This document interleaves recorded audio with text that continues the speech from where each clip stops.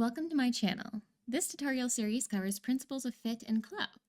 In this video, we will learn how to address the fit issues of a bodice with horizontal dragging pulling between the apexes and across the mid-back, tight armscyes, and a raised waistline at the side seam. Let's get started. All right, this is a fairly simple fix. The only thing we really need to do is move this point over and down while maintaining the length of the side seam as well as keeping them true together. So the easiest way to do this is to grab the fullness point tool, which is right here in the 2D toolbar. Just click and hold on this third icon down and you should find fullness point. And then on the front, we're going to click somewhere between E and 1A, just somewhere on the waist seam near the side seam, so maybe about here.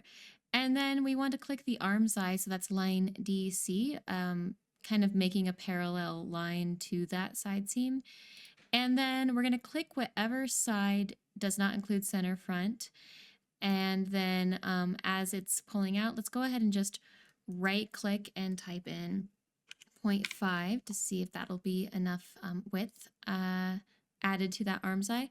So you can kind of see essentially that point move down and out, and then we have this extra like little added point here, also increasing the length of the armscye. So we're just going to do that exact same thing on the back, clicking on the waist seam somewhere near the side seam, and then drawing a parallel line up to that side seam, touching the armscye. So that's line JI, clicking whatever side does not include center back, and then right click, type in 0.5 inches, click OK. And now let's see what that has done for our garment. Okay, so it allowed this to kind of lower a little bit, giving some extra room in here, giving some more room in the side seam. We're also getting a much nicer, we're not pulling up in the side seam here. That's looking pretty good. I actually think that's about all we really need to do here.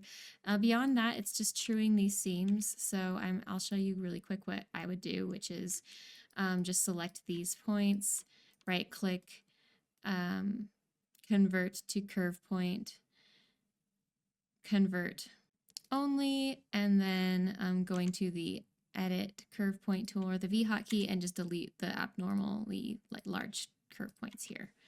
And that should be just about it. And that's all I have to share with you today. If you have questions, let me know in the comments. Thanks, everyone.